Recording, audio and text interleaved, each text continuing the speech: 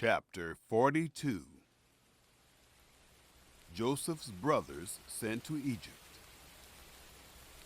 Now Jacob saw that there was grain in Egypt, and Jacob said to his sons, "Why do you look at one another?" He said, "Behold, I have heard that there's grain in Egypt. Go down there and buy for us from there, so that we may live and not die." Joseph's 10 brothers went down to buy grain from Egypt. But Jacob didn't send Benjamin, Joseph's brother, with his brothers, for he said, "Lest perhaps harm happen to him." The sons of Israel came to buy among those who came, for the famine was in the land of Canaan. Joseph was the governor over the land. It was he who sold to all the people of the land. Joseph's brothers came and bowed themselves down to him with their faces to the earth. Joseph saw his brothers, and he recognized them, but acted like a stranger to them and spoke roughly with them. He said to them, "Where did you come from?" They said, "From the land of Canaan to buy food." Joseph recognized his brothers, but they didn't recognize him. Joseph remembered the dreams which he dreamed about them, and said to them, "You are spies. You have come to see the nakedness of the land." They said to him, "No, my lord, but your servants have come to buy food. We are all one man's sons. We are honest men. Your servants are not spies." He said to them, "No, but you have come to see the nakedness of the land." They said, "We, your servants, are 12 brothers, the sons of one man in the land of Canaan. And behold, the youngest is this day with our father, and one is no more." Joseph said to them, "It is like I told you, saying, 'You are spies.' By this you shall be tested. By the life of Pharaoh, you shall not go forth from here, unless your youngest brother comes here. Send one of you, and let him get your brother. And you shall be bound, that your words may be tested, whether there is truth in you. Or else, by the life of Pharaoh, surely you are spies." He put them all together into custody for 3 days. Joseph said to them the 3rd day, "Do this, and live, for I fear God. If you are honest men, then let one of your brothers be bound in your prison. But you go, carry grain for the famine of your houses. Bring your youngest brother to me. So will your words be verified, and you won't die." They did so.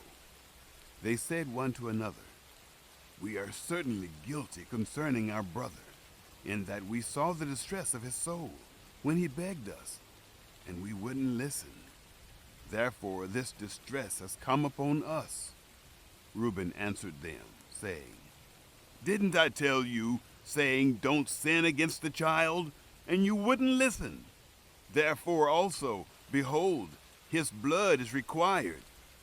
They didn't know that Joseph understood them, for there was an interpreter between them. He turned himself away from them and wept. Then he returned to them and spoke to them, and took Simeon from among them, and bound him before their eyes. Joseph's brothers returned to Canaan. Then Joseph gave a command to fill their bags with grain, and to restore each man's money into his sack, and to give them food for the way. So it was done to them. They loaded their donkeys with their grain, and departed from there. As one of them opened his sack to give his donkey food in the lodging place, he saw his money. Behold, it was in the mouth of his sack. He said to his brothers, "My money is restored. Behold, it is in my sack." Their hearts failed them, and they turned, trembling, one to another, saying, "What is this that God has done to us?" They came to Jacob their father, to the land of Canaan, and told him all that had happened to them, saying, "The man, the lord of the land, spoke roughly with us, and took us for spies of the country. We said to him, 'We are honest men. We are no spies. We are 12 brothers, sons of our father. One is no more, and the youngest is this day with our father in the land of Canaan.' The man, the Lord of the land, said to us, 'By this I will know that you are honest men. Leave one of your brothers with me, and take grain for the famine of your houses, and go your way. Bring your youngest brother to me. Then I will know that you are not spies, but that you are honest men. So I will deliver your brother to you, and you shall trade in the land.' It happened, as they emptied their sacks, that, behold, each man's bundle of money was in his sack. When they and their father saw their bundles of money, they were afraid. Jacob, their father, said to them, 'You have bereaved me of my children. Joseph is no more.